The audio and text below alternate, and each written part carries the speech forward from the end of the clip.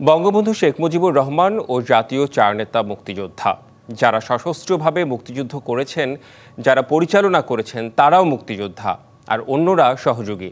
কাউকে খাটো করতে এই অধ্যাদেশ করা হয়নি বলে জানিয়েছেন মুক্তিযুদ্ধ বিষয়ক উপদেষ্টা ফারুক আজম। সচিবালয় ব্রিফিংয়ে অধ্যাদেশের ব্যাখ্যা দেন তিনি। ভুল খবর প্রচারের জন্য গণমাধ্যমগুলোকে ক্ষমা চাইতে বলেছে প্রধান উপদেষ্টার প্রেস উইং। প্রতিবেদনের বিষয়ে বিস্তারিত জানাতে বার্তা কক্ষ থেকে যুক্ত হচ্ছেন সহকর্মী মিজান আহমেদ। মিজান আহমেদ, হঠাৎ করে এই প্রসঙ্গটি সামনে এলো কেন, যেখানে আসলে নির্বাচন কিংবা সংস্কার নিয়ে কথা বলার কথা অন্তর্বর্তী সরকারের, সেখানে হঠাৎ করে এ ধরনের একটা অধ্যাদেশ কেন? এই বিষয়টি জানতে চাই। এছাড়াও আইনজীবী এবং বিশ্লেষকদের সঙ্গে আপনি কথা বলেছেন, পরবর্তীতে এই প্রশ্ন আমি আসতে চাই আপনার কাছে।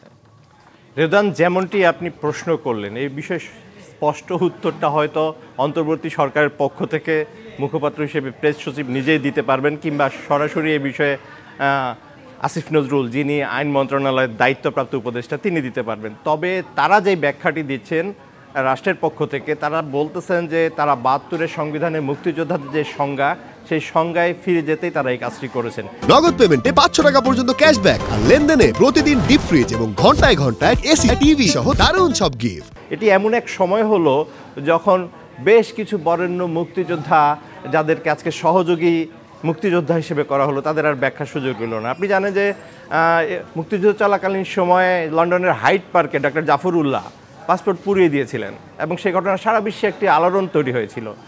সেই জাফরুল্লাহ, তিনি এখন প্রয়াত, তার কিন্তু আজকে এই বিষয়ে বক্তব্য দেওয়ার সুযোগ নেই। ঠিক তেমনিভাবে এই স্টোরিতে যাদের নাম আসলো, আমাদের যে বরেণ্য সঙ্গীত শিল্পী আলতাফ মাহমুদ সহ আরও যাদের নাম আসলো, তারা কিন্তু মুক্তিযোদ্ধা হিসেবে মুক্তিযোদ্ধার যে সম্মান, সেই সম্মান নিয়ে সেই রাষ্ট্রীয় গান স্যালুটের মধ্য দিয়ে কিন্তু তাদের শেষ বিদায় আমরা জানিয়েছি। আজকে কিন্তু তারা যখন সহযোগী হয়েছে, তখন কিন্তু তাদের ব্যাখ্যা দেওয়ার আর সুযোগ থাকলো না। তবে একটি বিষয় আপনার মাধ্যমে দর্শককে স্পষ্ট করতে চাই, এই যে মুক্তিযোদ্ধা এবং সহযোগী মুক্তিযোদ্ধা, এ দুটোর মধ্যে সরকারি বরাদ্দকৃত যে সুবিধা, সেই সুবিধাগুলোর কিন্তু কোনো পার্থক্য নেই। অর্থাৎ সরকারি বরাদ্দের ক্ষেত্রে একই রকম তারা সুবিধা পাবে, তাই তো? আমি আরেকটি বিষয় জানতে চাই যে এক্ষেত্রে মুক্তিযোদ্ধাদের ক্ষেত্রে যেটি বলা হচ্ছে, অর্থাৎ যারা হচ্ছে সহযোগী মুক্তিযোদ্ধা, মানে ব্যাখ্যাটা আসলে সরকারের কি, এটা একটু স্পষ্ট করে বলবেন? এবং আইনজীবী কিংবা বিশ্লেষক যারা বলছেন, আপনি তো আরও ডিটেইল কথা বলেছেন তাদের সঙ্গে, তাদের পুঙ্খানুপুঙ্খ নিশ্চয়ই অনেক কিছুই তারা বলেছেন আপনাকে, সেই বিষয়ে যদি একটু বলতেন। জানেন, তাদের যেই বক্তব্য, সেই বক্তব্য হচ্ছে ইতিহাসে যার যেই অবস্থান, তাকে সেই অবস্থানে সেই মর্যাদায় রাখা উচিত। এবং এই যে বিষয়টি আজকে, এই যে বিষয়টি নিয়ে একটি বিতর্ক হলো এবং বিভ্রান্তি হলো, সেটি যদি আরও স্পষ্ট করে আপনার মাধ্যমে দর্শককে জানাতে চাই যে এই যে আপনার জামুকার যেই আইন ২০২২, অর্থাৎ জাতীয় মুক্তিযোদ্ধা কাউন্সিল আইন ২০২২-এর যেই সংশোধনী অধ্যাদেশ প্রজ্ঞাপন আকারে জারি করা হলো, তার মধ্যে ৭৯টি কিন্তু ধারা উপধারার ব্যাখ্যা রয়েছে। এবং এই ক্ষেত্রে একদম প্রথম দিকে মুক্তিযুদ্ধ এবং মুক্তিযোদ্ধার সংজ্ঞা সংজ্ঞায়িত করা হয়েছে।